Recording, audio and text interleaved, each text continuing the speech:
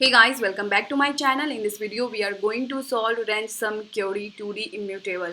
So इस problem statement में given क्या है कि आपको एक 2D मैट्रिक्स नेम से दे रखा है और आपको यहाँ पे मल्टीपल क्योरीज यहाँ पे आपको हैंडल करना है। क्योरीज में आपको करना क्या होगा, आपको एक डायमेंशन दे रखा होगा यहाँ पे upper left corner row 1 column 1 and lower right corner row 2 column 2।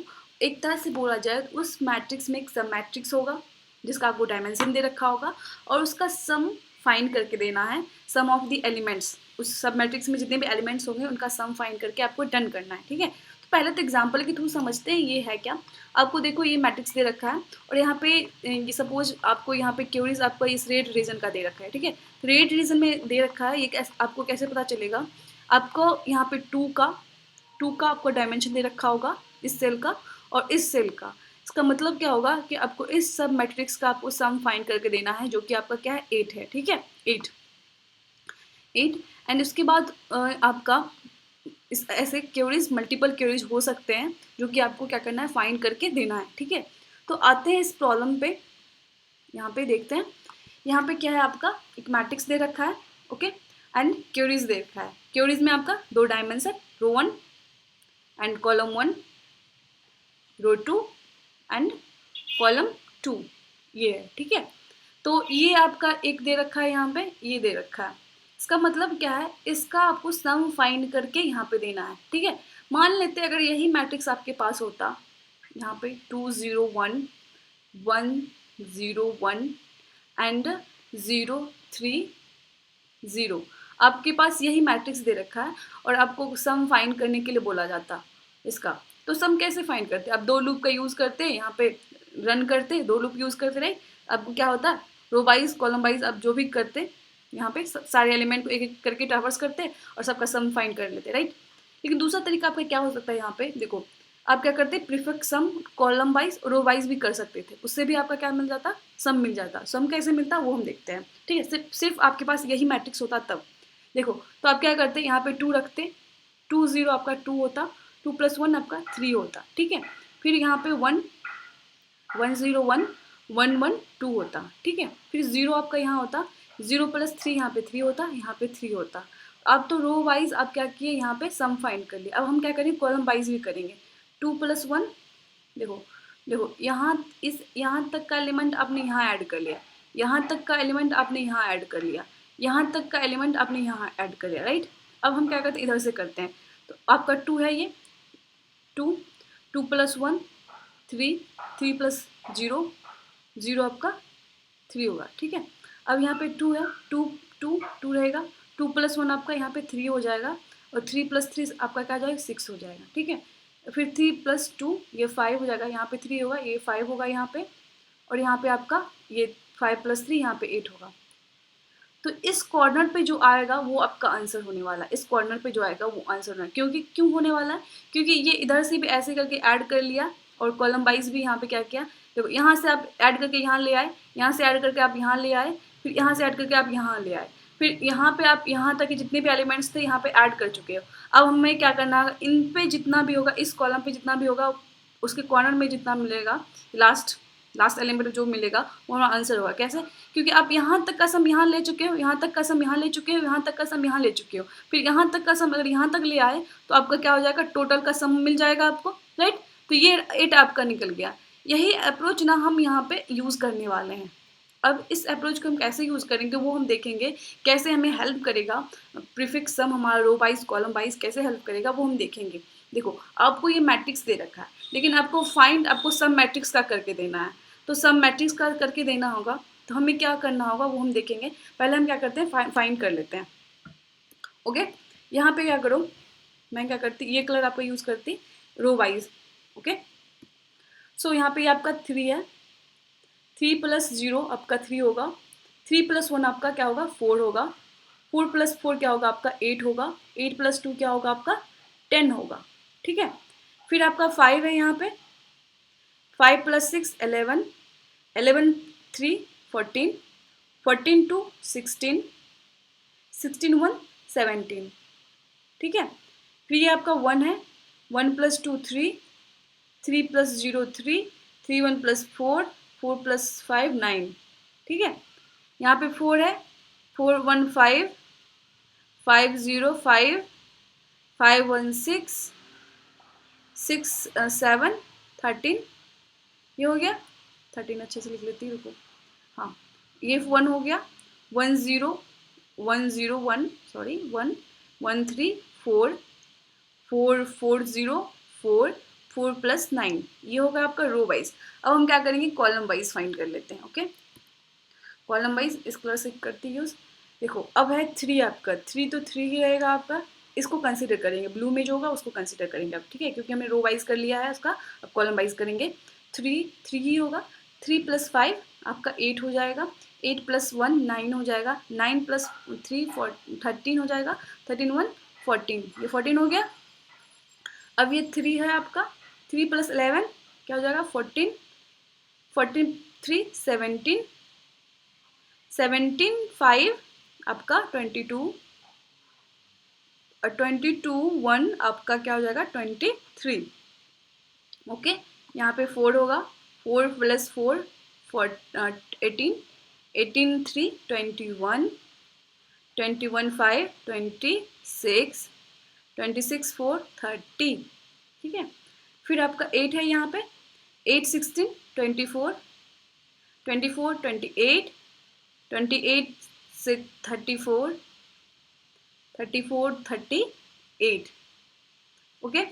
फिर यहाँ पे 10 देख लो, 10 है, यहाँ पे आपका 27 है, 27 36, 36 ये आपका हो जाएगा 49, 49 ये आपका 58। हमने रो वाइज अब कॉलम वाइज फाइंड कर लिया, ठीक है। अब हमें क्या करना होगा, सब मैट्रिक्स का हमें फाइंड करना होगा। इस सब मैट्रिक्स का हमें क्या करना होगा, फाइंड करना होगा टोटल सम। अब वो कैसे फाइंड करेंगे वो हम देखते हैं। हमारा क्या दे रखा होगा यहाँ पे, हमें देखो पहले तो हमें मैट्रिक्स दे रखा है, उसके बाद क्योरीज दे रखा है, जिसमें 2 1 4 3 दे रखा है। पहले 2 1 4 3 के लिए हम देखेंगे पहले, तो 2 1 4 3 में आपका क्या है, देखो 2 1 4 3, ये आपका रो 1 कॉलम 1, रो 2 कॉलम 2 ये दे रखा है, ठीक है। तो 2 1 कौन सा है, 1 0 1 2, ये आपका है, ये और 1 1 कॉलम ये है आपका, राइट। तो ये आपका है, और ये कॉर्नर का दे रखा है, राइट। तो अब हमें क्या करना, इस सब मैट्रिक्स का हमें क्या करना होगा, फाइंड करना होगा सारे एलिमेंट का सम। तो ऐसे तो 8 होगा। अब हम प्रीफिक्स सम जो किए हैं यहाँ पे निकाले हैं, उसका यूज कैसे कर सकते हैं, ठीक है। अब देखो इस सब मैट्रिक्स का हमें पता है, देखो इस सब मैट्रिक्स का हमें फाइंड करना है, लेकिन यहाँ पर देखो ये जो ऐड हुआ होगा, यहाँ पे 38 वैल्यू होगा। यहाँ से तो हम 8 निकाल लिए थे, क्योंकि हम टोटल ये मैट्रिक्स का ही निकाल रहे हैं, लेकिन अब सब मैट्रिक्स का निकाल रहे हैं। तो यहाँ पे जो वैल्यू होगा, एक तरह से बोला जाए तो इस सारे सब मैट्रिक्स का सम होगा, राइट। यहाँ पे जितने भी एलिमेंट होगा उनका सम होगा ये 38। तो हम क्या करें, ऐसा हम क्या करने वाले हैं, यहाँ पे ये मैट्रिक्स है, पहले डिवाइड कर लेते हैं कि कौन कौन सा मैट्रिक्स यहाँ पे है, सब मैट्रिक्स इसमें एडेड। देखो ये आपका ये ऐसे हो गया, एक यहाँ पे एक ये आपका है, ठीक है, ये आपका है एक, और यहाँ पे एक तरह से देखा जाए तो ये आपका है एक, ओके, ये है। तो यहाँ तक का सम का वैल्यू आपका 14 है। तो 38 में हम क्या करेंगे, 38 में क्या करेंगे, 14 को माइनस कर लेंगे, ठीक है। और यहाँ तक का सम बोला जाए तो 24 है, इसको क्या करेंगे हम यहाँ पे माइनस कर लेंगे। देखो अब इस कॉर्नर के लिए तो हमें पता चल गया 24 है, और इसके लिए हमें पता चल गया 14 है, लेकिन इन दोनों में कॉमन क्या है आपका, यहाँ पे 8 कॉमन है, ठीक है। 8 क्या है आपका यहाँ पे कॉमन है, यहाँ तक का सम आपका इस सब मैट्रिक्स का बोला जाए अगर बोलता, तो ये आपका सम है। तो ये आपका क्या है, कॉमन है। तो क्या कॉमन को भी तो आप क्या करोगे, यहाँ से देखो 14 और 24 में कहीं ना कहीं 8 आ गया होगा, इसलिए यहाँ पे 8 प्लस कर लो, 8 प्लस, देखो ऐसे नहीं समझोगे तो देखो 38 है, 38 से आपको क्या क्या माइनस करना है, आपको 14 को माइनस करना है, ठीक है। उसके बाद 24 को माइनस करना है, 24 को माइनस करना है, और 24 और 14 में आपका क्या होगा कॉमन, 8 कॉमन होगा, राइट। ये देखो ये सब मैट्रिक्स एक बना, एक ये बना, और इन दोनों में कॉमन ये सब मैट्रिक्स है, तो इसका वैल्यू 8 है, इसका 24 है, इसका 14 है, तो ये 2 बार आ गया होगा ना, ऐसे हम कंसिडर कर रहे हैं, ऐसे कंसिडर कर रहे हैं, तो 8 तो 2 बार आ गया होगा, इसलिए हम क्या करेंगे, एक बार ही क्या करेंगे, 8 को माइनस कर लेंगे, 8 को माइनस कर लेंगे ना यहाँ पे, तो ये आपका फाइनल रिजल्ट देगा, यानी 38 में 14 24 करेंगे, 38 माइनस होगा और 8 बच जाएगा, 8 आपका आंसर है। और यहाँ पे हम अगर सम फाइंड करें इसका भी आंसर हमारा क्या है, 8 है। तो आप समझ गए आपको करना क्या है, रो वाइज कॉलम वाइज आपको क्या करना है, प्रीफिक्स सम फाइंड कर लेना है, फिर क्या करना है, हम इस रो पे हैं, इसका वैल्यू हम माइनस कर लेंगे, ठीक है, ये रो है, ये कॉलम है आपका, तो ये रो वाइज माइनस हो जाएगा 1 -1, और कॉलम वाइज भी माइनस हो जाएगा 1, ये आपका हो गया।